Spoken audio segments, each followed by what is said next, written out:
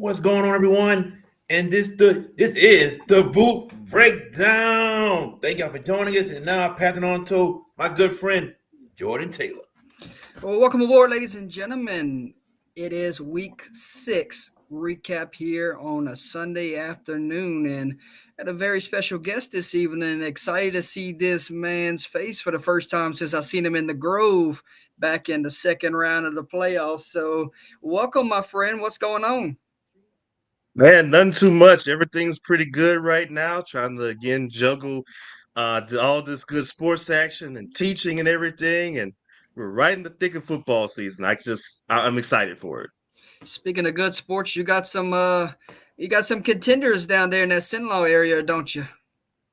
Yeah, we really do. I mean, you still look at what Alexandria has did. I know that unfortunately they took a loss this past week against West Monroe, but they're still strong as ever. But you also got to look at teams like Bunkie.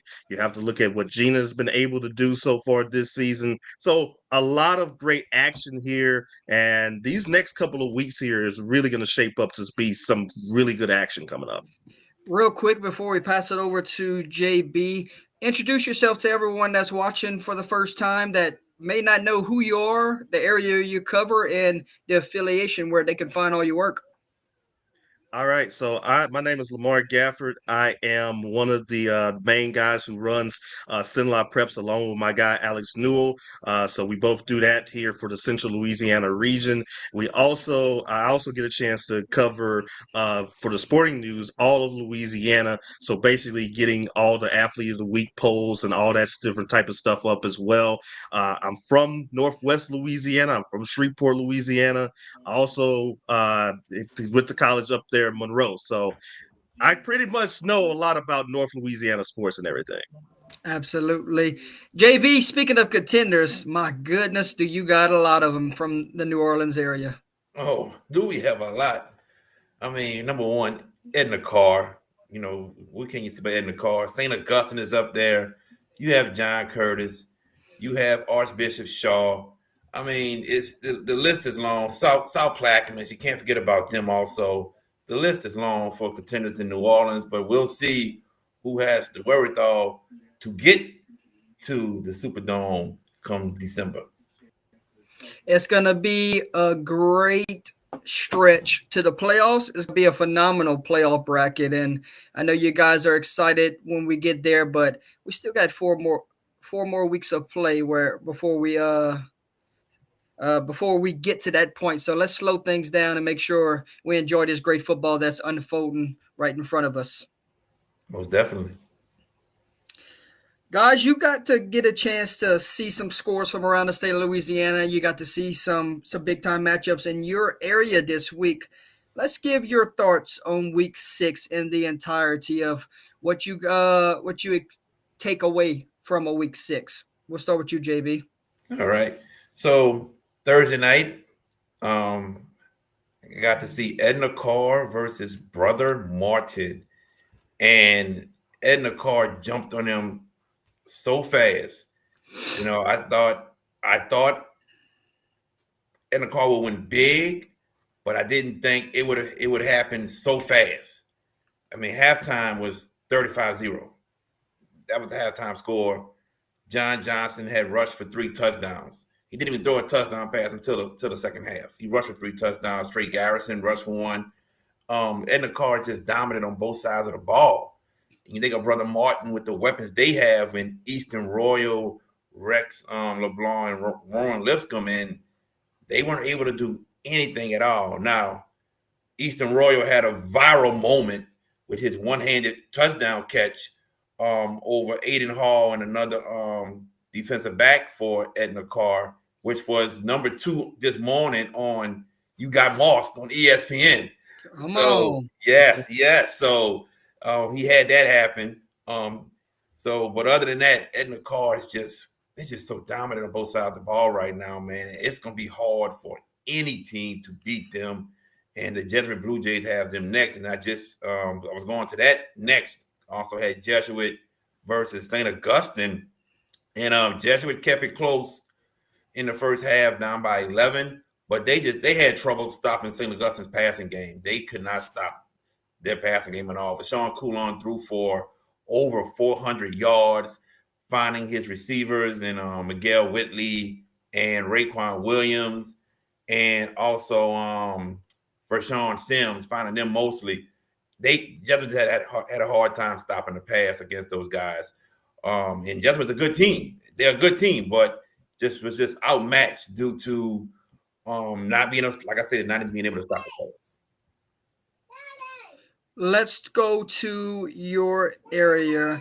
What did you get a chance to see up close and personal, or what really stood out to you from the Cenla area this week? What did you get a chance to see, and what stood out to you?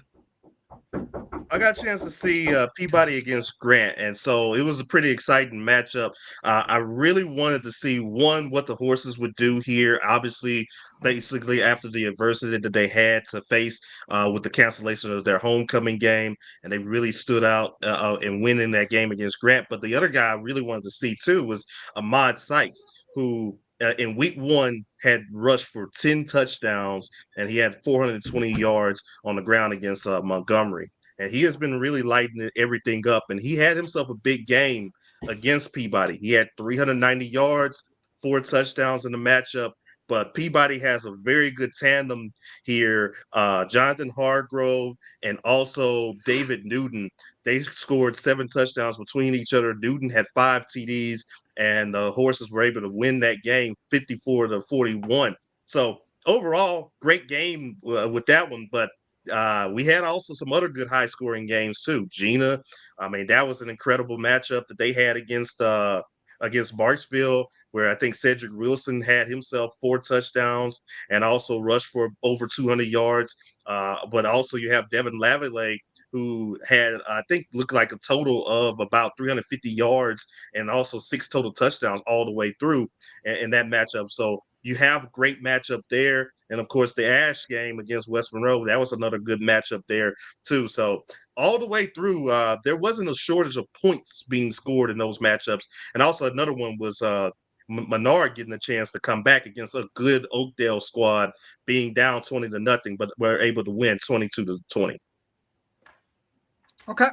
Speaking of points, Thursday night we got to see 94 combined between St. John and North Iberville. It was excitement to get down there for the very first time, to see the brand new stadium at North Iberville and cover North Iberville and St. John for the very first time. And boy, did the game live up to the hype. 94 combined points, 50-44 was the final score. North Iberville moves to 6-0 on the year. And if you have not seen BJ Malonson yet, go check out some of the highlights from that game. The junior is really special, and the best is yet to come for him. That one came down to a late touchdown run from the quarterback, and then the fourth quarter, and then the defense had to go make a play, and then a bad snap on 4th down. They never got a chance to get the throw off, so turnover on downs. North Iberville walks away 6-0. That's the game I got to cover on Thursday night. And then Friday night, it was homecoming for the Abbeville Wildcats. Abbeville has a 10-3 record over the last 6 years when we've covered them on the broadcast. So you knew there was an opportunity for them to walk away with a win because of how good they've been since when we were in town. And a good offensive night, good defensive night, and even special teams set up some big time plays for them. So they walk away with a 24-16 victory. They were up for a majority of that game, and then a kick return touchdown got Mahmoud back in the game. They climbed back, and I think it was like a 7-minute drive that closed it out in the fourth quarter, where they didn't even give Mahmoud a chance to get the football back. So hats off to Abbeville. They broke the losing streak a week ago, and now they're on a 2-game winning streak. So kudos to the staff. An interim head coach over there right now took over a week ago, and seems like the staff has rallied together, and those kids are playing with some confidence, and it's good to see them in the locker room excited right now to play football. So kudos to Abbeville getting a win Friday night. Definitely. Jordan, I want to stop you right quick because Austin has a question, and I think we could direct this to Lamar, and he's asking, is Tioga the most underrated team in the state? definitely would say so. I mean, a lot of people didn't think that they would be, myself included. I mean, a lot of people who, if you were to ask us to say that if they were 5-1 at this point, I would have been a little bit of skeptical here. But they've definitely have done a solid job this season. It all started off with their season against Sterlington, where I felt like that was a moral victory. That was their only loss so far this season, and they were able to start off with a halftime lead. I think that caught a lot of people's attention at that point. And then so far now, winning these last 5 games, including winning against Gina, that definitely has really done a solid job. So shout out to those guys there. That think we gave them some bulletin board material because we started off the season when we were ranking them. They were number 11, and so that's kind of been their rallying cry so far and everything. But so far, they've done a solid job. They love their new coach, Dan Chrisman. He has been with the program together, and he's just such of a likable guy there that they really would like to play hard for him and everything. So kudos to them as always. Who poses the biggest threat in that district to Tioga right now? I think it's going to be Franklin Parish. Obviously, I mean they're the best team in that district. I mean, you look at Pook Ellis. I mean, he's definitely one of the most outstanding players there, and I definitely think that again, FP has a good chance of probably winning that district. You also look at West Washita, who Tioga has this week. I think West Washita finished second place in that district last year, and so that's going to be a statement game for Tioga to see if they can get themselves a win there. If they beat them, that Week 10 matchup between Franklin Parish and Tioga is going to be for all the marbles there. But I definitely think that I still have to say Franklin Parish. I think they're the best team in that district, mainly because of the guys and the athletes that they have. Okay. Anybody, real quick, JB? Any teams right now? I know we start to lean towards looking to power rankings as we get to the back stretch of the season. Any of those teams from the Cenlo area really cracking the top 10, top 5, or even maybe in the top 1 spot right now? Right now, Gina. Oh, go ahead, Lamar. Sorry, go ahead, Lamar. So sorry about that. Right now, Gina's number 1 in I think in Division 3 non-select. So right now they're the top team in there. I think Tioga's somewhere in the top 10, and also I think that Ash is somewhere in the top 10 as well. So a lot of good teams there. Like I said, can't wait to see what it shakes down with. I think if Ash finishes out 9-1, I think you can see Ash in the top 5. Yeah, Tioga's sitting at 8 right now. And let's see, Ash is coming in to this week at 10. So, all right, JB, let's go to your neck of the woods. Rummel beats Warren Easton 28-14. After the way Warren Easton played a week ago, almost knocking off John Curtis, you thought they had an opportunity to come in here and get one on Rummel, but Rummel rushing attack too much, isn't it? It is. It was too much. If you watch the Curtis game against Warren Easton, second half, you saw John Curtis get big plays by running to the outside. They stopped running the dive up the middle. They started going to the outside with their runs, and they got big plays off of that. Rummel had 6 plays of 30 yards or more. That right there is what pretty much proved to be the most decisive point parts of this game. Their running back Terrace, Jaden Terrace rushed for 168 yards, 2 touchdowns of 36 and 35 yards. So right there, that tells you how the running game was able to work against Warren Easton. And then got to give credit to their defense because Warren Easton is a great running team, especially with the 2 running backs that they have. And you just held them scoreless for pretty much the entire game until late in the 4th quarter, where they were able to get 14 points. Says a lot about your defense. Lamar, if not comfortable with the New Orleans, I'm gonna flip things back to North Louisiana if that's where y'all want to do this. I feel pretty good about New Orleans, so I can go ahead and speak here.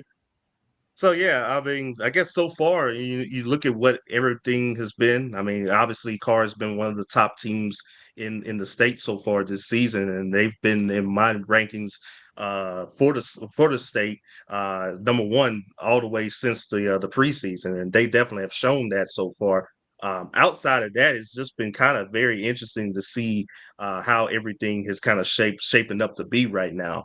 To me, I feel like Curtis is probably the second best team. Again, I think that matchup, once we get down to it, I think that's in week 9. Am I correct, JB? Um, Curtis and Carr is week 9, Halloween night. Yes. Yeah. Yeah, week 9. I think that's going to be an amazing matchup to see what can happen there. But also, you look at the other teams in the New Orleans area. You look at what St. August done so far this season. You look at the whole Catholic League so far this season. So just a lot of good things out there. Also, Shaw. You see what they've also done so far, and it's kind of been very interesting to rank these teams because this is the first time I've had to do something like this for all the different classes. But I've gotten all my homework in, and it's gotten an opportunity for me to kind of get a little bit of that. But I love it. I definitely enjoy it. West Monroe proven win over Catholic of Baton Rouge is no fluke, with the win over previous unbeaten Alexandria this week, 34-31. Your thoughts on West Monroe getting the win over Alexandria this week? No fluke a few weeks ago. Yeah, no fluke. I mean, dare I say, West Monroe might be back. I mean, I think that they're probably back, honestly.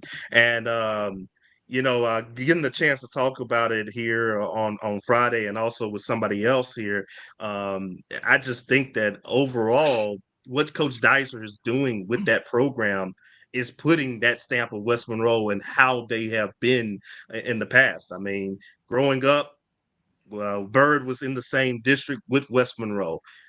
When before they had the streak that they had, we were the last team to beat them in the district.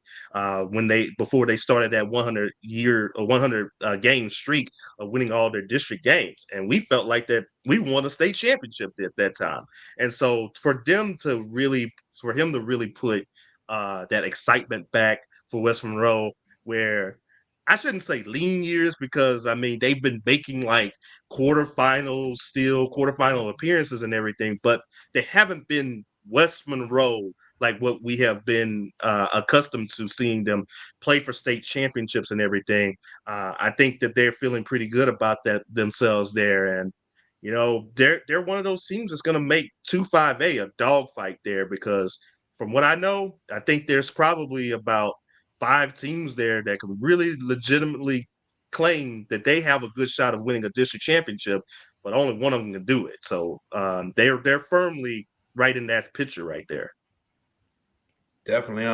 I watched the game early this morning. I got and watched it, and to me, the 2 turnovers from Alexandria early in the first half, and then that one very late in the fourth quarter, is what to me hurt their chances big time. A tie ball game, 31-31, and you fumble the ball inside your own 20 with like a minute and a few seconds left, and all West Monroe did was just run the ball and kick a field goal with 10 seconds left. And Alexandria went for a hook and ladder, but that didn't work, and West Monroe wins it. So it shows you right there that, because I said it also, Lamar, I said they might be back to the West Monroe that we know from years ago. And to be in this dogfight of a game with Alexandria and you find a way to win says a lot about what Coach Dizer and his staff are implementing into this football program of West Monroe.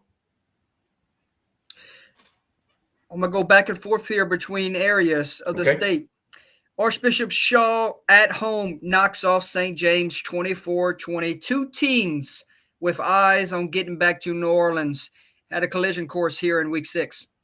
Definitely. Archbishop Shaw was up 21-7 at halftime.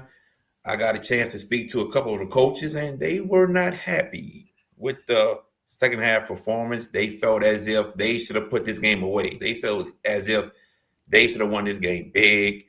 It didn't happen.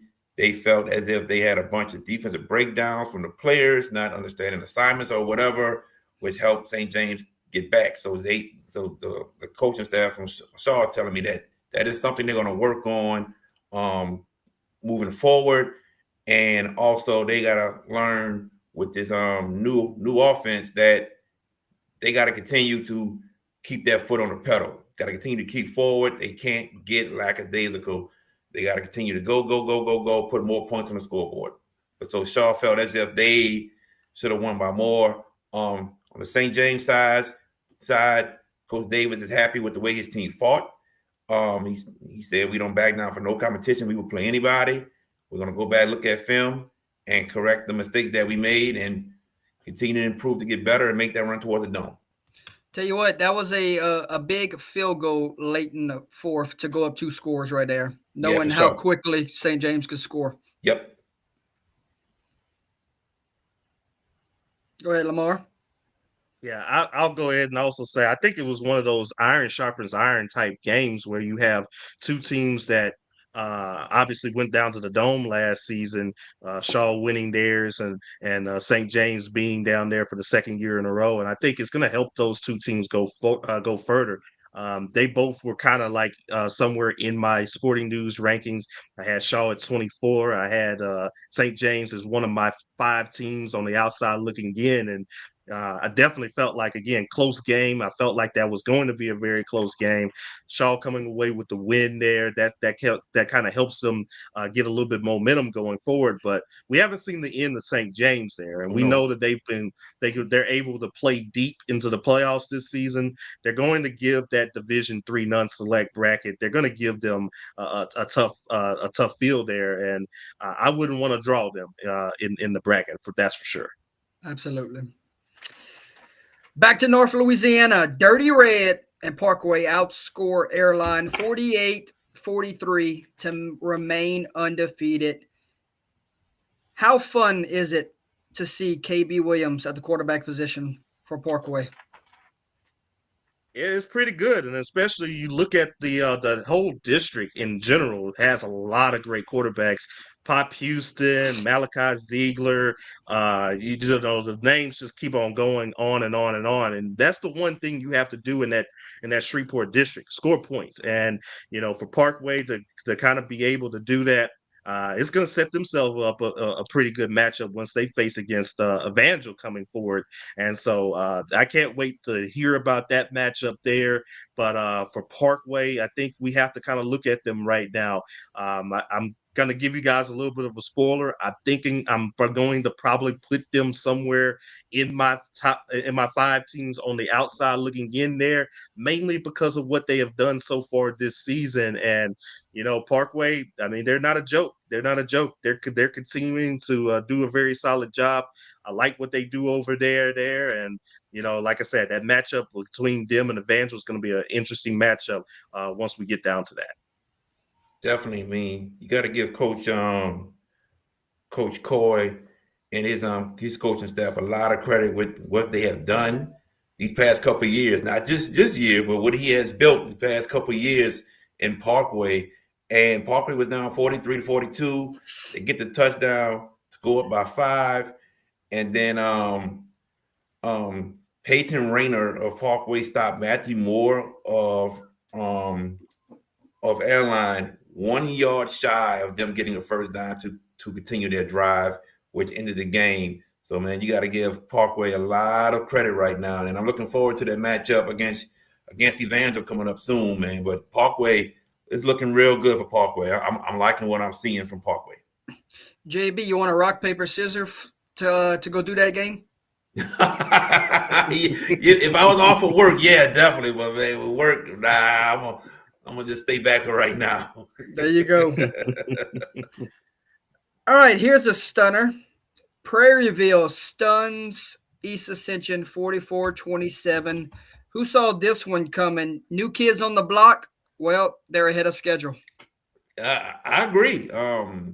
When I saw, I forgot the team they defeated last week. I know we talked about they beat Walker a week ago. Walker, yeah. When I saw that first, I was like, okay. But this one, I didn't see coming. I did not see coming. And the score, we talking about more than a 2 touchdown score that they defeated East Ascension by.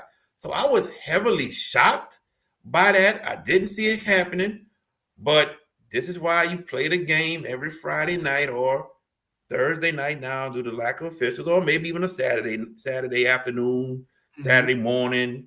It depends. But I was shocked, and hey, if Prairieville can make the playoffs this year, it's gonna say a lot about their program for the job that they did this season, and it's gonna say a lot about them moving forward into the future.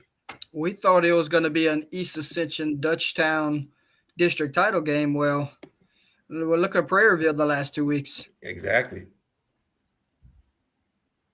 Yeah, and as one of the commenters say here, they're growing up fast there, and that's for sure right now. I mean, they kind of remind me of what Southside has kind of gone through over the last couple of years and everything. They had to start off a little bit slow, but the thing is, you're starting off in the biggest classification of all, 5A. You're definitely going to take your lumps there, but once you kind of showcase yourself that you can win these ball games, that's going to attract more people, and especially once you look at that Baton Rouge region there, that you can be able to get a couple of guys there that can really be game changers. That's going to help out a whole lot. So Prairieville, shout out to them. We were kind of looking at them on the radio as far as when the score came through.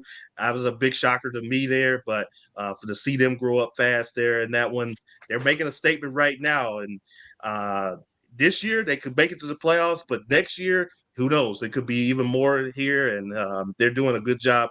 Just keep up the good work, guys. We just talked about Airline and Parkway. Well, let's talk about two of the other counterparts in that district, Evangel and Captain Shreve. Two thrillers a year ago. So you thought this one had a shot to have similar implications this year. Evangel hangs 71 on the scoreboard as we see their defense hold Captain Shreve to 25. Talk to me about that one, Lamar.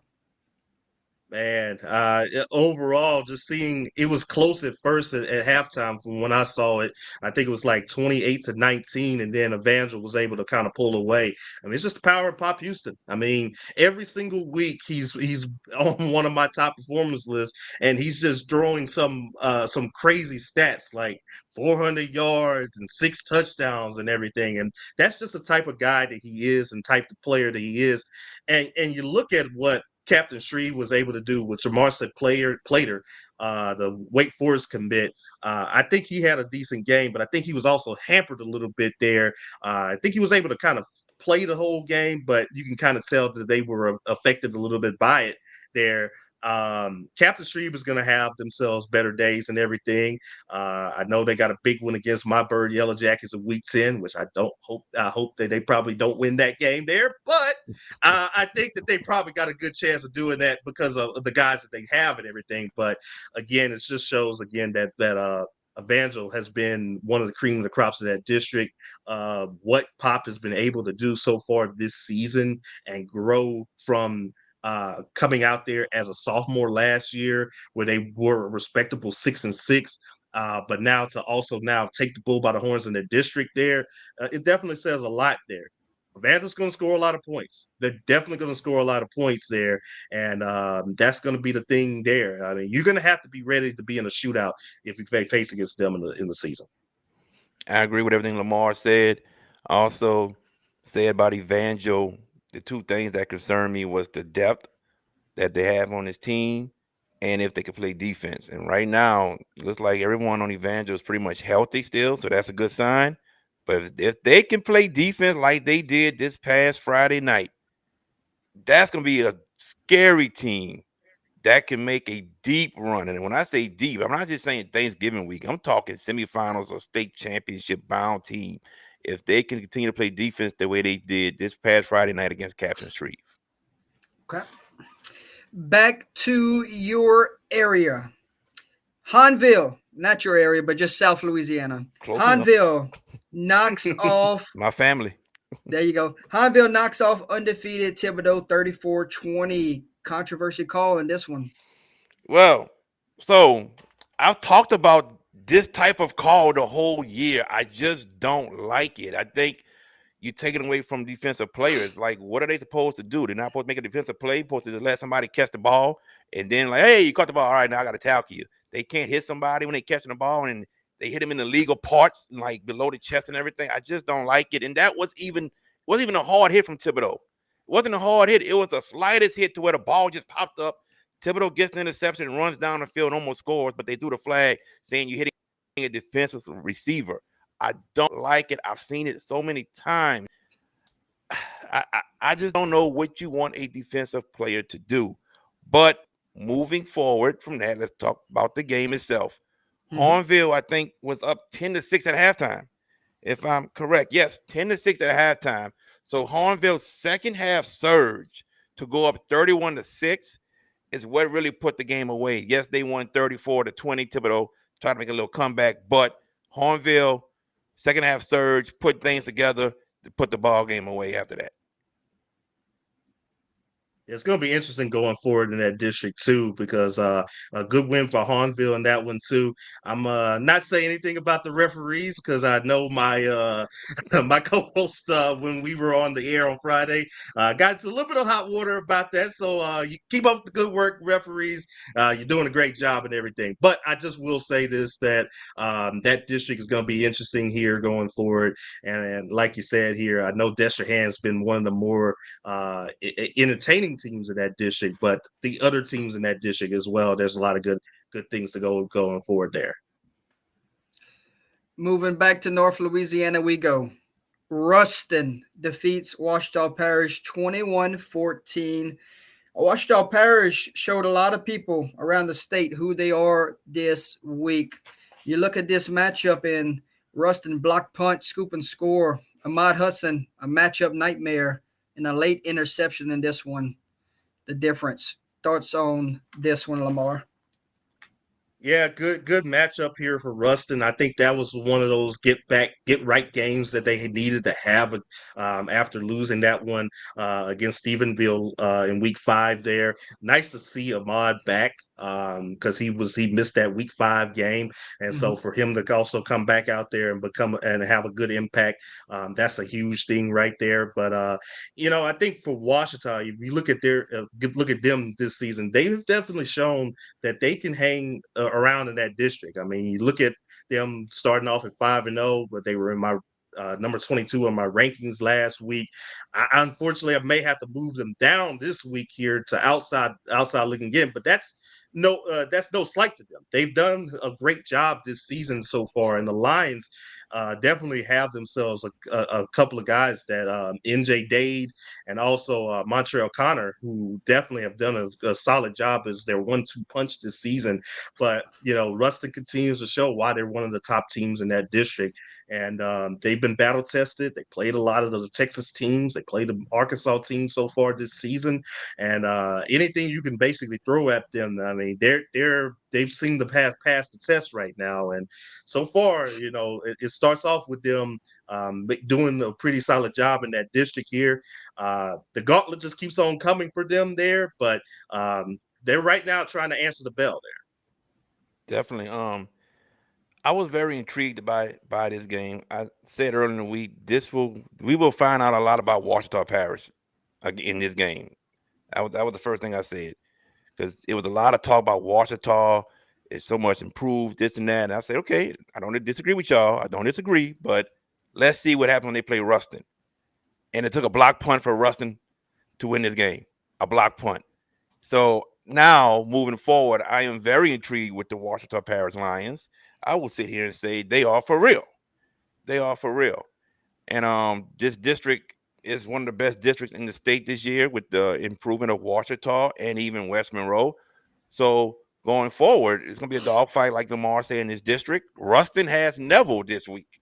So this is going to be quite interesting to watch this district moving forward, JT. Absolutely. I'm going back to the River Parish. I'm going St. Charles survives late comeback attempt from Terrebonne to win it on the road 31-28. Talk to me about this one, JB. Well, so Terrebonne had a 13-7 lead going into halftime, and the wheels fell off in the third quarter. St. Charles just took off. they took off. Had a 31-13 lead, I believe, or 31-14 lead. No, 31-13. 31-13. 3 minutes left in the fourth quarter. That's when Terrebonne made their run, scored 2 touchdowns, got an onside kick, but just fell short at the end. So Terrebonne making it a game late in the fourth quarter, but St. Charles, who we know have a great defense, makes a last-minute stand to win that game over Terrebonne. Great ball game between the two. Yeah, great ball game indeed, and Terrebonne has definitely shown themselves. I mean, unfortunately, these last 2 weeks here were losses and everything, but they've definitely have shown that they could be one of the top team, a solid team so far. St. Charles, though, I mean, definitely has been a team built on defense so far this season. Got themselves some big wins this year and all, and just to see what Coach Stein is over there doing. I mean, that's really amazing there to see what they've been able to do. I know last year was a tough start for them here, but looks like they're finding their footing. And like I said, I think they could also have themselves making a pretty deep run. I mean, with the defense they play, I mean that's going to be very beneficial for them going forward. St. Charles Catholic has the #1 quarterback in the nation coming into town this Friday night. Legacy, Texas own Keyshawn Henderson. Okay. Back to North Louisiana. You see a trend here, don't y'all? Yep. That means they had a lot of good games to talk about. Mangum, Faraday, plenty of offense in this one. Potentially the first of 2 meetings between these schools. 56-48 final. Mangum, they hosted the game on their field, but they were the road team in this contest because Faraday's field was not playable. Mangum, Faraday, first of 2 potential meetings this year, Lamar.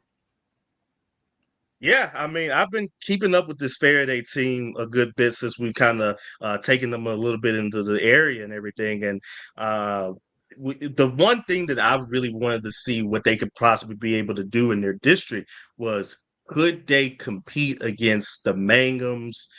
Could they compete against Oak Grove? Could they compete against Washita Christian? And so far, they definitely shown that they could do that.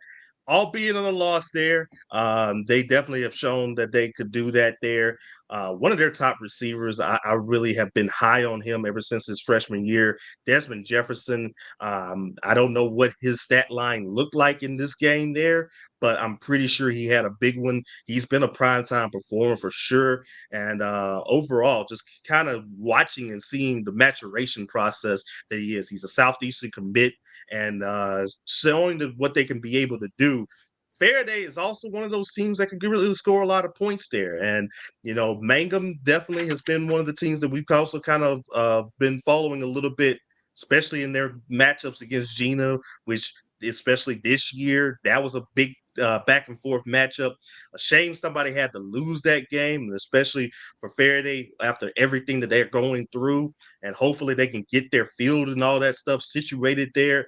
But I think in the loss there, they've shown here that they could be able to really compete against some of those teams there. Unfortunately, I mean, like I said, after how last year ended for them, with their situation where they had to forfeit their second round game, that's a good step in the right direction for them. Again, another team that I wouldn't want to face against going forward once they get into the playoffs. I tell you what, man, that was a hell of a ball game between those two. Back and forth game between both teams, and Mangum finding a way to come out on top with the victory. We know about Mangum, final team from last season. Lamar mentioned it. Faraday had to forfeit the second round playoff game, and we won't get into that. So we didn't know much of what Faraday could have done in the playoffs, but going into this season and what you just saw, you can see that Faraday is a very, very good team, and you might not want them on your side of the bracket once the brackets come out. Moving along with the show today. Denham Springs wins the Highway 16 Bowl. trophy after an offensive explosion, 63-34 win over Live Oak. I believe they said this is the most points they've scored since 2018. Correct me if I'm wrong there, but you gotta love rivalry games. But this one right here, Denham Springs put their foot on the gas pedal. Oh, did they put their foot on the gas pedal? They they wanted that trophy back at Denham Springs. This is one of the rivalries that doesn't get talked about much between the two, but I think it's one of the best ones out there. I mean, the schools are both off of Highway 16, just one's north and one's in the south. That's all it is. So yeah, um, Coach Brad Beard, man, I think the world of him as a head coach for Denham Springs. I really do, and he's got this team back on the right path now, moving forward. And Live Oak, it's a good team, but Denham Springs just, to me, wanted it more, and it showed. And you got to give kudos to Denham Springs with that victory. And like we talked about, the district might come down between East Ascension and them. They in the same district, right? East Ascension, Denham Springs. Or am I wrong? Mm-hmm. Correct. Yeah, yeah. Denham Springs might have something to say about that moving forward, Lamar. Yeah, every time you face against your rival, that's always a big thing, and it's kind of like what I mentioned earlier about Captain Shreve and Bird. I mean, both of those teams that every single time that it makes it more, it's so much better that when you can beat your rival, you can go 1-9, but if that one win is against your most hated rival, hey, that makes the season all great for everything. And the good thing about Denham Springs right now, they got themselves a little bit of a winning streak going forward here. And so that's going to give them some momentum going forward, coming up to the rest of the way there. I know they got Dutchtown, Prairieville, Walker, and then, of course, Santa Mont coming forward and everything else like that. But to kind of get it to the point, beating one of your rivals, getting morale high and everything. This is the point in the time here that you really want to play your best ball, and that's a good thing there. So getting that win, that's a big thing for them, and congratulations to them there. Okay. How about Natchitoches Central spoiling homecoming and the debut of the brand new stadium for Opelousas, 34-33 winners over Opelousas. Your thoughts on Natchitoches Central, Lamar? Well, first off, I want to give a shout out to Harry Coleman over there at Opelousas. I know they're going to get things up and running here. He's a very good coach, especially during my days at Peabody. A great guy here. He's going to get that program up and running. Now, with Natchitoches Central being said here, 3-3 at this point in the season, and I think part of it is that over the last couple of years, it has been really tough for them, mainly because they've gone through different coaches here. James Wilkerson was in his last year in 2022. They had the 1 year of Curtis and everything, and then of course you also have now coming in Brad Laird and everything. It was so tough there for them to probably be able to get there, but now they got some continuity. This team has a solid quarterback in Owen Smith. I feel like that he's an underrated quarterback in the across the state and also in my area and everything. But it's mainly because that he's been a guy that this is his third year being a starter. So now he's gone through the ringer. He knows what to expect and everything, and so he's been able to do something good there. And of course, they got some good receivers around him. They got some decent defenders around him. And so far this season, they've been able to really hold their own in that district where they've been able to score points, but they still trying to find their footing there. But so far, I mean, right now, getting themselves 2 wins in a row. I know they beat Hardin last week, and now they were able to get a chance to get a win against Opelousas. Bird comes to see them in week 7 there, and they have a decent chance, a slim shot of probably even making it to the playoffs here if they can just continue to take care of business there. And so the Chiefs, everything's good, looking good for them right now. And so all they have to do just continue to play with great momentum and going forward there. Definitely, I agree with Lamar. I was impressed with the way they won this game. in a fought battle with Opelousas, and like Lamar said, Coach Harry Coleman will get that program back to where it's supposed to be. But you know, Natchitoches Central, man, I'm impressed with the win. You know, they, like Lamar said, they've been through a lot with different coaches, and now there's some stability being formed within that program. Head coach is now in his second year, and they're starting to believe in his system and what he's trying to produce over there. So definitely that was a good win for Natchitoches Central. How about the battle in Baton Rouge this past Friday? Deadlock at 14 entering the fourth quarter. Madison Prep, big fourth quarter to knock off Southern Lab 32-14. Close throughout and put away at the end. Yeah, when you think about it, Southern Lab had a 14-8 lead with a minute 13 remaining in the third quarter, and then Madison Prep just scores 24 unanswered points to win that game.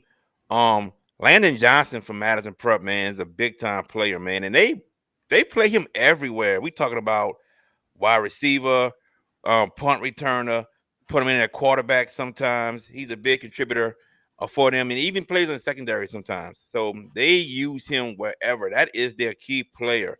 So whenever he's on the field, you got to know where he's at. But credit Madison Prep for continuing to fight and just getting that victory, man. That's a hard-fought victory against a good Southern Lab team. Southern Lab now gotta find out what they did wrong in losing that game, being up 14-8. Got to find ways to put the game away. Feels like Southern Lab, they're gonna roll the rest of the way though. Yeah. They then went through their gauntlet. Yep. Yeah, Southern Lab is going to be all right, and I think this one of those games there that's going to shape them going forward once they get into that Division 4 select bracket that they have to face against here, and see what they could probably be able to go forward there. So I think they're going to be okay. For Madison Prep, it's pretty much going to be the same thing for them. Good kudos to them for fighting all the way back there.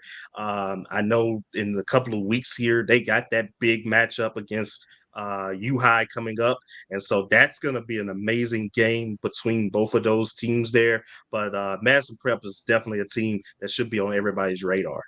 Yeah. All right. We had a trend going, guys. It was North Louisiana, it was South Louisiana. Well, let's go to Lake Charles, Louisiana.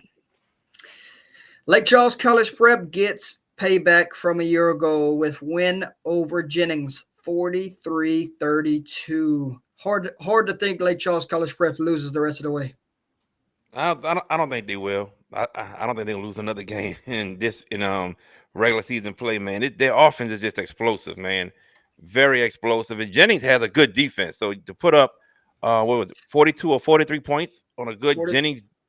Jennings defense says a lot about your offense at Lake Charles College Prep, man. And you got Aiden Carter, the running back, who's just a stud, man, one of the best players in the state. This Lake Charles College Prep team, we said it last year when they lost to Kennedy in the second round, and we saw that majority of everyone was coming back on this team. We sat there and said this team's going to be very, very good next season, and you're seeing it right now. We talk about the first game against Westgate, 5 turnovers. They lost by 8 points.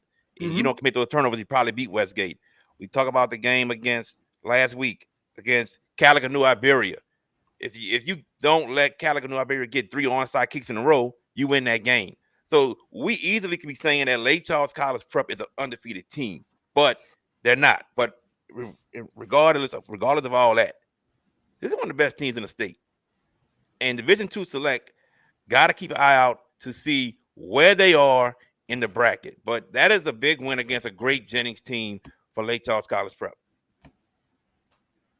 Yeah, absolutely. I agree there too. And, it's also nice to kind of see what Prep has been able to do, bounce all the way back, because we know that they have been very explosive team especially when the start of the decade here. I got a chance to see them when they played against Gina and had a big double overtime win there in the quarterfinals there, and they were in the right direction there. I know they had to take their little bit of a step back the last couple of years, but to see them right back there, they have athletes. They've been able to really play pretty well.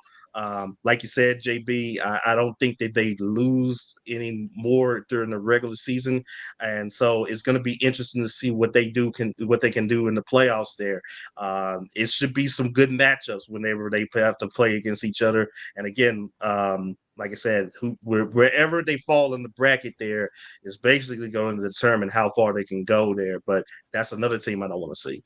I tell you this, I love to see them play Madison Prep in the playoffs. I would love to see it. I ain't gonna lie to you. Remaining schedule: St. Louis, Westlake, Como, South Beauregard.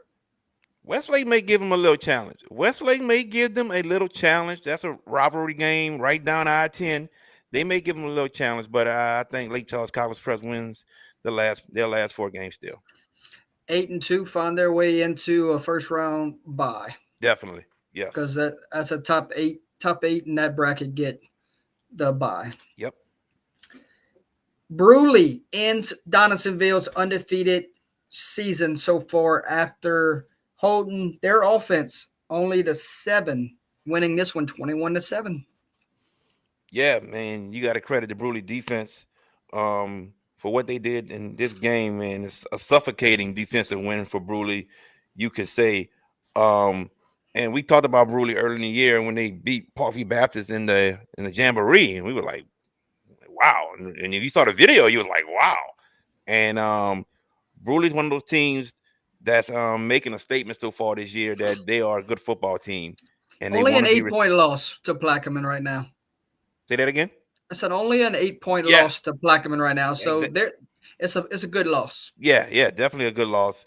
And it shows that they can compete with some of the best teams in the state, Plaquemine being one. So yeah, this is a team to look out for. Donaldsonville's a good team also. Also, they're going to challenge St. James for the district. I think it's just between those 2 teams. But Bruley to come down here and get a 21-7 win, and it speaks a lot about where this program is going at Bruley. I definitely agree with that one too. Bruley's been a very solid team there, so I feel like going forward here, they should be an all right team as well.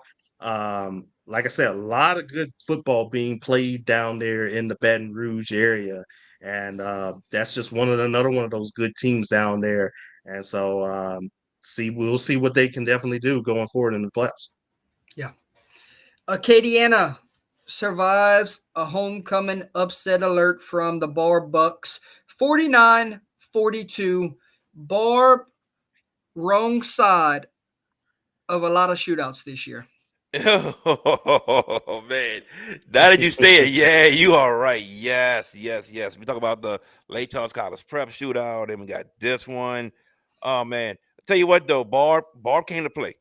Barb came to play. They brought their all in this game.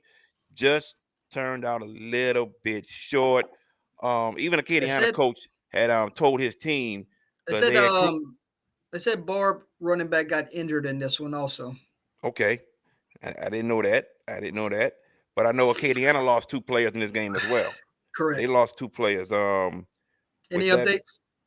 I don't have any updates. No, it's just from reading a story that they lost 2 players. They lost them both in the first half. But Acadiana's head coach Doug Dotson had told them that this game would be different. He told them that this would be a tough game.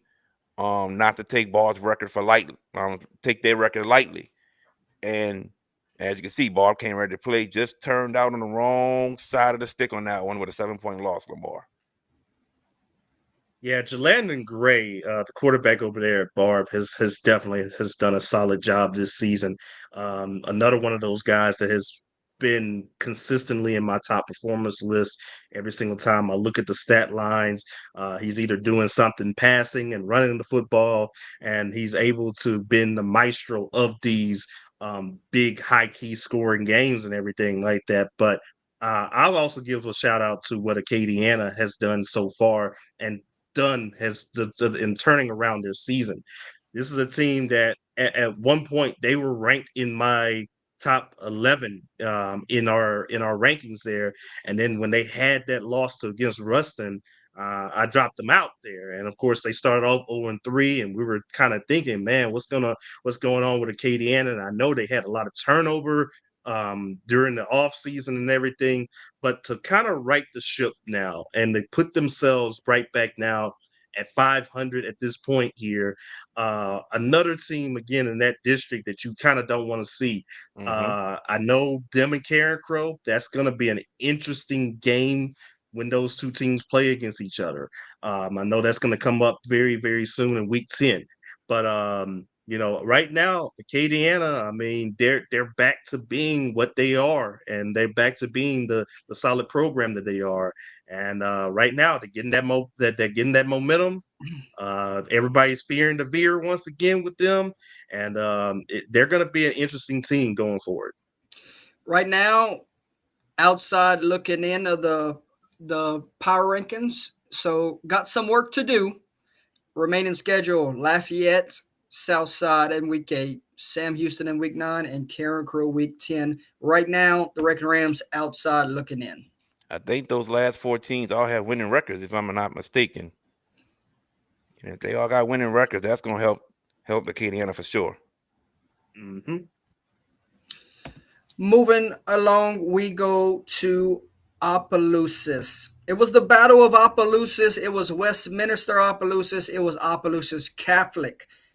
Opelousas Catholic got to go play at Donald Gordner for the first time this season, break in the new stadium, and what a ball game you had between these two teams. Opelousas Catholic took the lead late. Westminster marched right down the field and set up a potential game winner from the left-footed kicker of Profit, all-state kicker. And the first one, no good, but a penalty flag gave him a retry a little bit closer. And Westminster, I'm going to use VK's saying, Westminster of Opelousas at the gun, walk-off field goal to move to 6-0 on the year. Crusaders right now, 6-0, and I don't know. I don't think anyone can beat them the rest of the way. I don't know if anyone can beat them the rest of the way as well. I mean, Coach Porter has done a great job with this squad that he has, and I tell you what, that got to be heartbreaking for Opelousas Catholic to know that he missed a field goal, or they missed a field goal. Westminster Christian Academy of Opelousas, they missed a field goal, but then there's a flag, and then he makes the field goal. That got to be heartbreaking to have victory snatched from you just like that. But it happens in the game that we play of football. Mm-hmm. But these are two good teams. They battled it out. Westminster Christian Academy came out on top.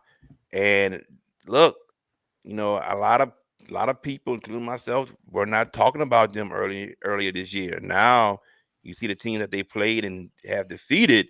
Now you're like, okay, this may be a team that can wreck some brackets moving forward. Jordan, this could be my South Plaquemines from last year. You never know. It's a team that could very well be knocking on the doorsteps of the Superdome if they stay healthy. Yeah. If they stay healthy, they're going to be trouble for anyone. And if they can lock up the number 1 seed going into the playoffs and you get postseason football rolling through your stadium, could you imagine a semifinal matchup right there at Westminster? That would be incredible. It would be wonderful. It'll be wonderful, and it'll be wonderful for that community as well. Lamar, your thoughts? Yeah, I definitely agree. These last couple of weeks for Westminster has also been very interesting too, because close wins against Sacred Heart and also Opelousas Catholic, and for them to come out on the right side of that here, that tells us a lot about this team going forward. Like y'all said there, I think they're going to be a team in that Division 4 select bracket that, again, you don't want to get a chance to see. And right now, 6-0. Looking at the rest of their schedule there, I mean, I think they're going to be pretty good all the way through. They have the possibility of being 10-0 there, and nobody should take them lightly. Nobody should take them lightly going forward there. So, kudos to the Crusaders there. Yeah, for sure. We're going to stay in the Acadiana area. Lafayette Christian Academy cruises past Lafayette Renaissance 48-7 to set up a huge district matchup next week with the Pios. Well, I can't wait for that matchup next week. To be honest with you, but I'm not shocked by the victory from Lafayette Christian Academy, and I think I said this on the Hash It Out show. There's Lafayette Christian Academy and Lafayette Renaissance is here, but slowly Lafayette Renaissance will catch up to Lafayette Christian Academy in due time, just not in an instant. I think this is their second year of varsity football, so it's going to happen eventually, but they're not there yet. But trust me, it's going to come. Coach Hunter Landry is going to have that ship running on full sail very soon. Just give him some time. But it's going to happen. But Lafayette Christian, this team is it's one of the best teams in the state that I think will be in the Superdome come December. But Lafayette Renaissance, I think they're top 4 in the power ranking still with that loss. So just give Coach Hunter Landry some time. That's going to be a great program very soon. Number 6, my friend. Number 6, okay. Yeah, I definitely agree too. I think I actually got a chance to see Lafayette Renaissance's first game when they came up to play Peabody, and that was actually Coach Coleman's first game at Peabody there. And of course, you know, every new team has to go through the bumps and bruises and everything going forward and everything. But to see where they're at now is very amazing, and the strides that they have taken, I think in year 4. Okay. That they have had this program, that definitely says a lot. Not to take anything away from what Lafayette Christian has done, and I think they definitely have been one of my top teams so far this season in the area, and obviously, you know, in the state. Obviously, right now, top 10. They have definitely proved that last year was a rebuilding year. They took their lumps as well. They had to face. They had to face against that adversity. They had younger pieces and everything, but now those guys are know what it takes to play night football over there. And my guy Chop Standiford, he's doing a great job over there, and I love what he's been able to do with them there. Another team that possibly has a chance to probably win the state championship once it gets all said and done. Absolutely. Yeah. Your thoughts on Westgate shutting out St. Martinville 22-0? St. Martinville on a 3-game skid right now. I didn't think they would shut them out, but I thought would win by a comfortable margin. That was a comfortable margin for them. Westgate talented. They are a very, very talented team that played a tough 9-district schedule, and then they had the 2 toughest teams in their district already. They played them already early, and that's St. Thomas More and Turling's Catholic. I don't see Westgate losing another game moving forward in the regular season. They'll finish 6-4. And for some reason, Jordan, every year when the playoffs start, we gotta find where Westgate's located for some reason. Where are they in the bracket? Because they're going up. They're going to upset somebody. Yeah, exactly. Where are they every year? But that's a talented team. St. Martin's talented as well. I think they're about to bounce back moving forward as well in their district. So I'm gonna keep an eye on St. Martinville. That's what I meant. Not St. Martin, St. Martinville. I think they'll be fine. They just got to get back on the winning track, and once they get back on the winning track, they'll be okay. But Westgate, yeah, we doing the same thing once again. Where will they fall in the brackets once the playoff brackets come out? Totally agree. I mean, right now they're 2-4, but you know they're not a 2-4. They're not definitely your average standard 2-4 team. This is a team that's been on a lot of wars, and Coach Antoine has done a great job with that program there. And like you said, I think they win their next 4 games pretty comfortably. It is going to be very interesting to see where they end out in that bracket. Again, one of those teams I wouldn't want to face against there, and they definitely can go toe to toe with a lot of teams in their bracket for sure. I got 2 more real quick for y'all, if that's cool. Yep. Number 1, if you want to touch on this, Mandeville gets a big road win over one-loss Covington, 26-9. Your thoughts on that one, real quick? These are These are two district teams, I believe, and Covington is definitely one of the teams that was going to come up. Mandeville was struggling early in the year, and it looks like they finally are starting to find their footing. And I thought it would have been a closer game. I was kind of shocked by the score. So, Coach Lauren Dean, what up, Coach Lauren Dean? Yes, indeed. Hey, I gotta call you, Coach Lauren Dean. I gotta call you because I want to come to Brother Martin and do something with you. That wouldn't take even 10 minutes, but I'll talk to you, my man. Thank you for tuning in, Coach Lauren Dean. But back to football here. I was kind of shocked by the score. I didn't think it would be the margin of victory that it was. But Mandeville is starting to turn that corner. It looks like getting back to where they were last year when they had Nate Shepard with running back. So Covington gonna be fine, but Mandeville, that was to me a defining win for them this season. Okay. Yeah, totally agree on that one here. Mandeville so far this season, hanging around here at 4-2. Still a tough team to play. From what I remember, when Ash had to go up there and play against them a couple of years in the past, a place that you don't want to play at there, and definitely they definitely have a good home field advantage there. So, shout out to them right there. Can't wait to see what they're going to be able to do for the rest of the way there. And like you said here, wherever they're going to be at in the bracket there, that's going to be an interesting out to see who they got to face against there, because they can really give some teams a lot of trouble there. We figured this next one would be considered winner of this one sets up a district title game down the road with Iowa. So who would it be? Would it be DeRidder or would it be Eunice?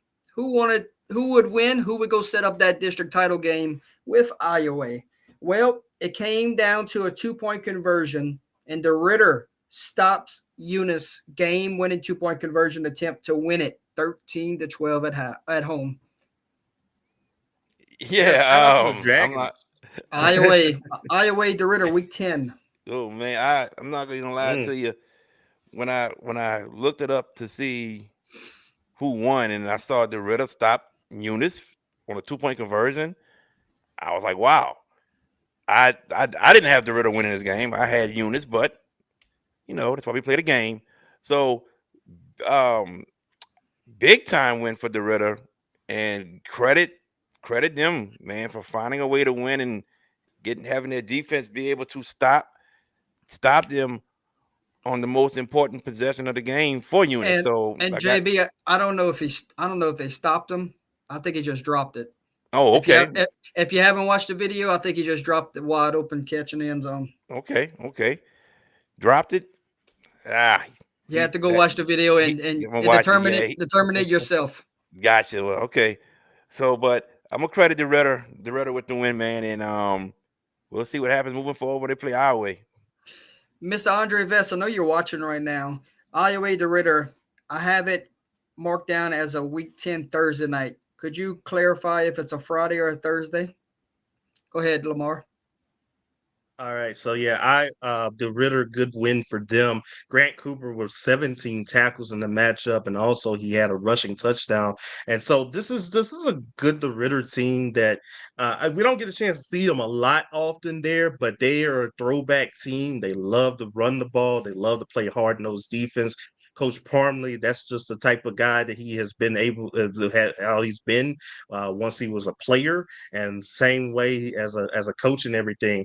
And DeRidder's going to be a very tough team going forward there. Now, obviously, that week 7 matchup with them and Leesville, that's going to be a good matchup there.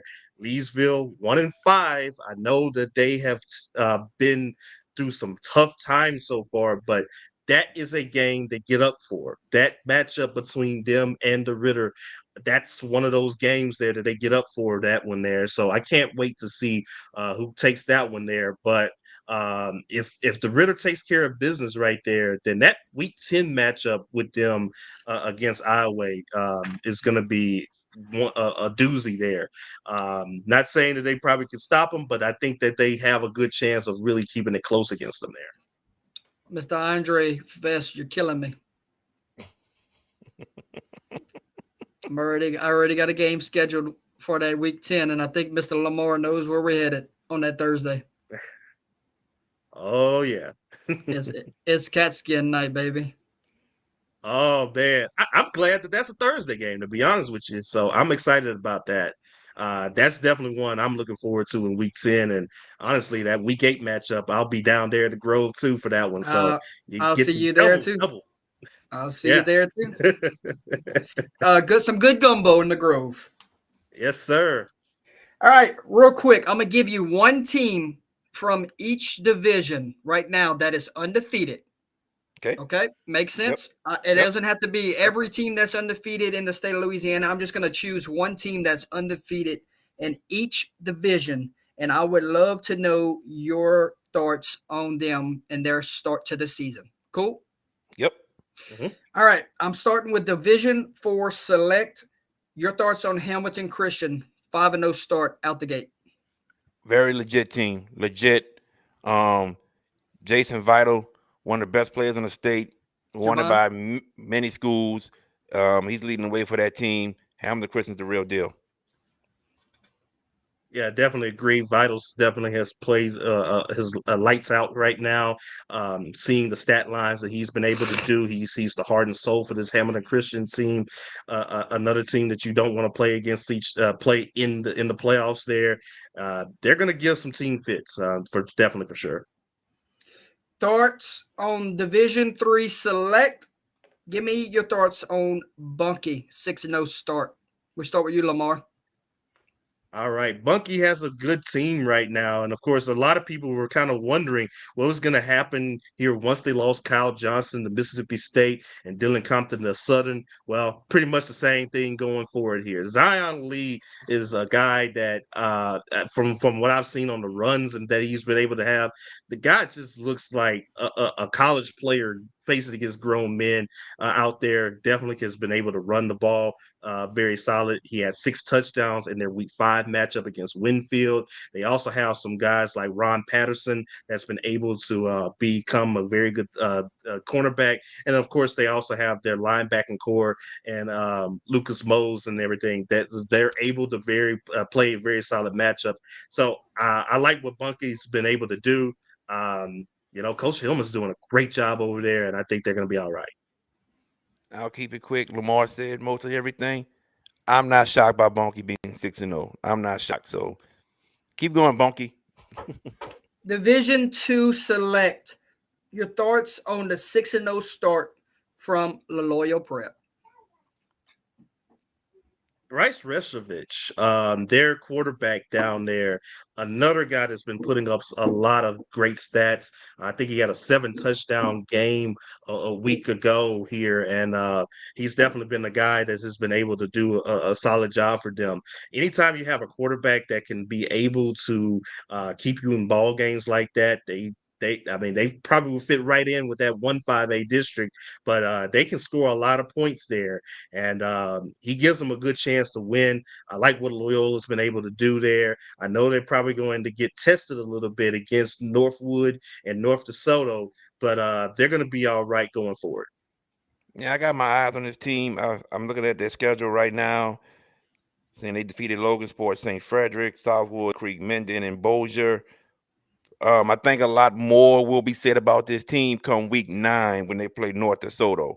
So we'll see how they fare up come week 9, Halloween night. But right now, 6-0 says a lot. Some people may say, well, they haven't played nobody. I don't care. 6-0 says a lot right now, and we'll get more answers come week 9. Moving along to Division 1 Select. Your thoughts on Turling's 6-0 start. Oh yeah, Turlings Catholic, new head coach, implementing what he wants done, and they have listened and they have bought in. Turlings looks like a real good team. They got a lot of fight in them, especially with the comeback win against Notre Dame. So Turlings is a real legit team, and this may be the year. It may be the year that they get the victory over St. Thomas More. We will see. But this is a real good team in Turlings Catholic. Yeah, definitely agree. That Turling's STM matchup should be a very solid game.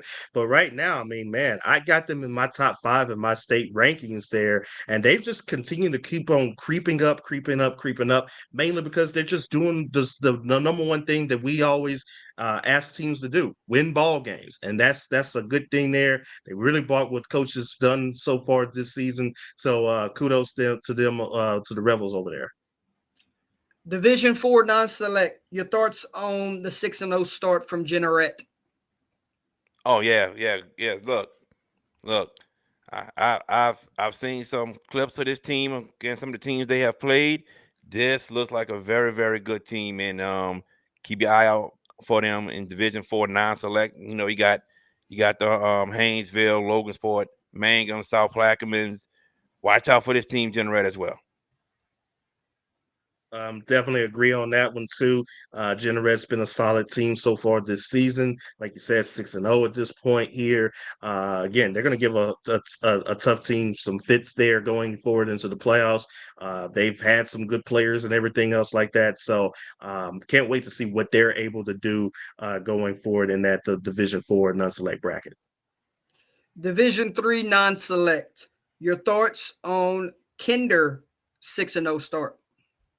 Kinder is a very, very well respected team, but this 6-0 start in Division 3 non-select is saying that, hey, we're still here and we're looking to be here throughout the whole regular season and postseason. So Kinder's a real, real good team, 6-0.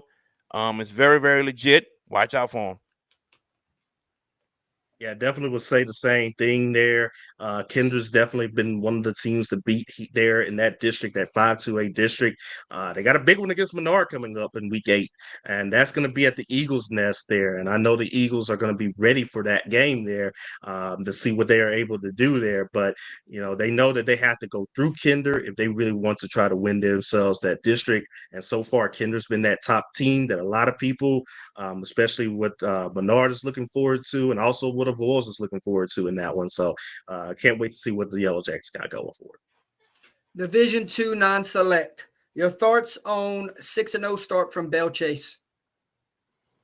Belle Chase. Great start. We're gonna really see what Belle Chase is made of come week 8 and week 9 when they play St. Charles Catholic and Archbishop Shaw. That's going to be their biggest test, and we're going to learn a lot about them on those 2 dates. Yeah, agreed on that one. Those 2 games are going to be very tough games there for them. How they perform there is probably going to see what their standing is going forward into the playoffs there. So far, 6-0 start. I mean, you know, that's a good start for everybody there. But those 2 games are going to tell us a lot about what they have going forward. Finally, Division 1 non-select. Talked about them earlier, but your thoughts on Parkway's 6-0 start, because there's only 2 teams that are undefeated in that division. So let's talk Parkway. I'm Parkway. feeling. Go ahead, Lamar. Go ahead. I'm sorry. Go ahead.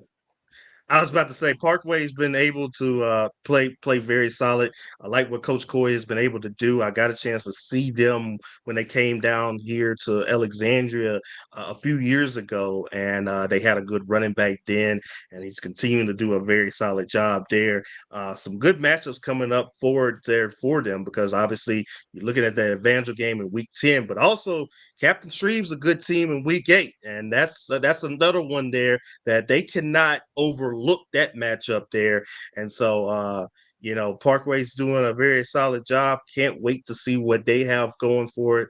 And like I said, I got them on my radar right now for sure. Yeah, definitely what Lamar says. I agree with him on that one.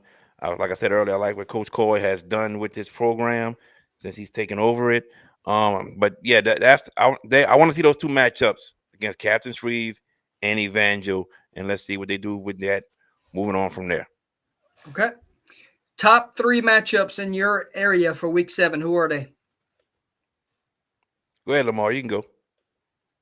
All right. I'll go ahead and say, I think, well, one of them, I know Alexandria and Pineville. I know this has been a rivalry that has been dominated by Alexandria these last couple of years, but it's still one of the biggest rivalries in the area. So, of course, Pineville's going to get up for that one there, and Ash is also going to be up for that one. So that's going to be a good game. Another one that I'm ready to look forward to is going to be that Avoyelles Menard game. Hard hitting. If you like hard hitting defense, schematic football, that this is your game right there. I know Massey ratings for entertainment purposes only gives you lines and also gives you like over unders and everything. And I think last year's game was like a 27-point thing. And I will always say, take the under in this one because those two teams, they're not scoring points for you. This is going to be a good defensive matchup. And then I will also say the Bunkie Buckeye game. I think that's going to be a very solid game too. Buckeye, this is a team that can really hang with Bunkie. I think Bunkie has a good solid chance of winning there, but they can't get caught falling asleep and looking ahead to that week 8 matchup against Gina because this Buckeye team, they can wreck everything possibly here with their defense and also with the way that they play ball. And also Coach York got himself a very solid coaching abilities and everything. So those are the three that I have here for Central Louisiana. Okay, we got Go ahead, JB. got a few games out here in the New Orleans area. I want to start with this one: John Curtis versus Brother Martin. John Curtis looking to stay undefeated and looking to play Edna Carr for that district championship pretty much, maybe week 9. St. Aug may have something to say about that week 10 when they play John Curtis. We'll see. But Brother Martin, can their offense get going again? Only averaging how can I say this? I'm trying to think, get my math right. 10.5 points a game the past 2 games. So and they are a very explosive offense. So I want to see if their offense could get going again against a good John Curtis defense. Mandeville at Hammond. So this is going to be a great ball game. Hammond, up and coming team, much improved from the past 2 years. And Mandeville looking to find their stride. So that's one. And the other one is a big district matchup. Saturday night, 7 o'clock. St. Augustine going to play Archbishop Rummel. Can that Rummel defense be stout against that St. Augustine Purple Knights explosive offense? Those are the questions to be answered. Okay. Top 3 matchups here locally for myself. I'm going to start off with Church Point at Northwest this week. That one's going to probably decide the district championship. I'm going to go St. Ed's at Sacred Heart. It's good old hate week between the two schools that don't like each other. And then I'm going LCA and Notre Dame. That's my top 3. Awesome. Most intriguing matchup around the state of Louisiana in week 7. Who is it?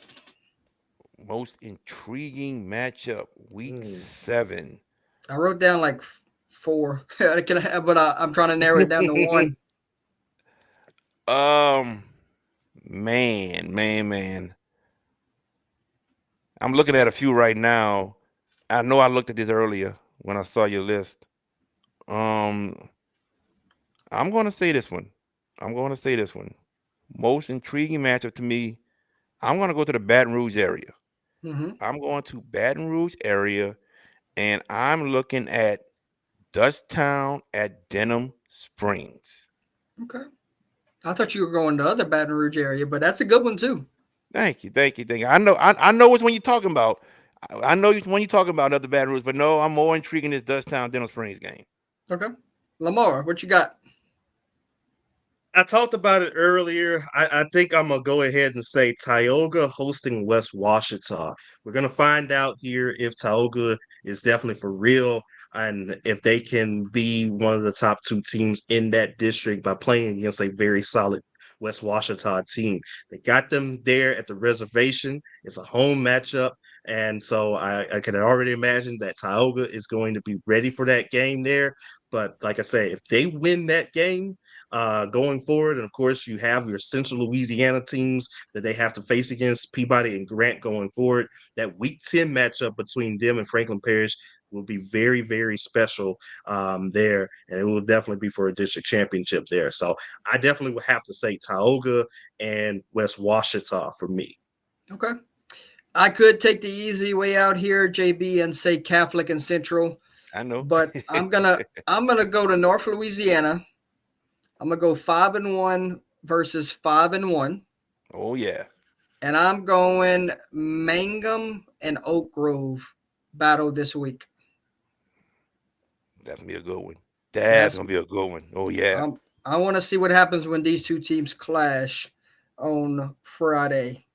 All right, final words as we put a bow on week 6 and we get ready for a much anticipated week 7, JB. Final words. Thank y'all for joining us tonight. We truly appreciate it. The season has flown by so fast, but we still have a lot of football left to be played. Go out and support these youngsters that are playing every week.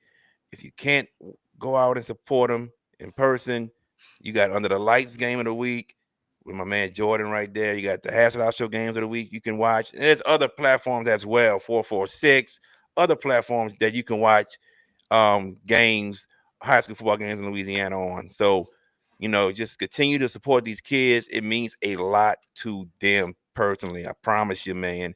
It's so many kids I've talked to, and they say that how they don't have family members in the stands watching them, that they wish they can watch them. Go out and support these kids. It means a lot to them. I promise you. Lamar, final words as we close this one out. I definitely will say the same thing what JB said. Go out, support the kids, everything else like that. I mean, you guys do a great job. I get a chance to listen to y'all's games all the way through. I think I was watching that Delcrum game against Vinton, and that was a very, very good game that I was very excited for. Y'all made me feel like I was in the game there. But like I said, watch the games. If you can't go to the games, watch all these streaming services. I know Louisiana Sportsline has a lot of those, and just continue to do that. And also thank you guys for having me on as a part of this as well. What you guys do is an amazing job there, and like I said, man, thank you all so much, and for having us, and I hope to do this again. Definitely, man. Definitely. You're welcome, brother. Anytime. Ladies and gentlemen, thanks everyone for tuning in here on a Sunday afternoon. Go get your NFL fix in now, or get ready for a much anticipated Week 7 high school football. From myself, Jordan Taylor, this is JB, the sports guy, and this is Lamar from Cenla area. Lamar, tell them where they can find you as we get out of here. All right, so you can find me on CenlaPreps.com. So you can find my Central Louisiana writings on there. And you can also find my sporting news stuff on there on the sportingnews.com. We definitely have a lot of things here for Louisiana, talking about some of the top games, rankings, also some of the top players. And we also do an athlete of the week voting. We're only going to get bigger and better going forward here. And it's with you guys to support that we can continue to do that. So support those two ventures right there. Lamar, I'll see you Week 8, my friend, in the Grove. Absolutely, I can't wait. I'll save some food for you. All right. You know they gonna have plenty for me and Absolutely. you to take 3 plates home. There we go. You catch JB and the guys Tuesday and Wednesday 7 to 8:30. You can catch us on Wednesday nights 8:30 to 11. And then JB, you're announcing games for this week or not yet? I'll do it. Friday night, the Hash It Out Show Friday night game of the week. We have Mandeville traveling to Hammond, and then the Hash It Out Show Saturday afternoon game of the week, 3:00 p.m. That will be Young Audience Charter School taking on Thomas Jefferson. Good. Well, I'm excited to see that Friday matchup for sure. Hammond, is this the first time y'all get the tours on the docket? Yes, first time going to Hammond. Good. I'm excited to see that one on the Friday. Safe travels as always to both of you guys. Thanks everyone for the continued support, and we'll see you again next Sunday at 6:15. Thursday night it will be Livonia at Opelousas for Under the Lights, and then Friday it will be Grand Lake at Basile for Under the Lights. So I love being able to go show off those small town football teams because they deserve the love also. Without a doubt. Good night for now, ladies and gentlemen. We'll see you again next week. Enjoy the rest of your week.